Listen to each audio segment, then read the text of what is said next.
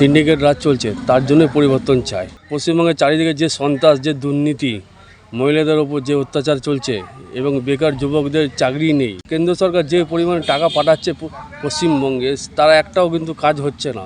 আপনারা দেখবেন প্রত্যেকটা রাস্তাঘাট খারাপ, ড্রেনের কোনো নিকাশি ব্যবস্থা নেই, জল নেই। আমাদের এটা পঞ্চায়েত এরিয়া, এই পঞ্চায়েত এরিয়া দুবেলা কিন্তু ঠিক মতন জল পরিষেবা পাওয়া যায় না এবং এই পঞ্চায়েতে প্রচুর দুর্নীতি, যার জন্য কিন্তু এখানকার মানুষ তৃণমূলের উপর একটা বিধ্বস্ত হয়ে গেছে। তারা পরিবর্তন চাইছে, তারা চাইছে বিজেপি সরকার আসুক।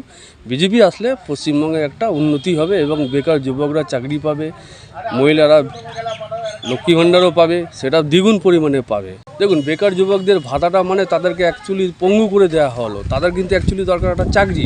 আজকে সে যদি চাকরিটা পায়, তাহলে তার পরিবারে যদি 4-5 যদি সদস্য থাকে, তাহলে সবার মুখে কিন্তু একটু একটু করে অন্ন কিন্তু জুটবে। আর যদি শুধু সে 1500 টাকা যদি তাকে দেওয়া হয়, তাহলে সে তাই 1500 টাকা এখনকার দিনে একটা সংসারও চলে না। কারণ একটা মেয়ের বাবা তার ওই যুবকের কাছে কিন্তু তার মেয়েকে কিন্তু হাতে তুলে দেবে না। 1500 টাকা কিন্তু তার নিজের একটা সাময়িক কিছু খরচা। তো এই 1500 টাকা কিন্তু তার সারা জীবন সারা বছর চলে না। মহিলাদের আমার মনে হয় লক্ষ্মী ভাণ্ডারের সাথে সাথে কিন্তু নিরাপত্তাটার উপর বেশি জোর দিতে হবে।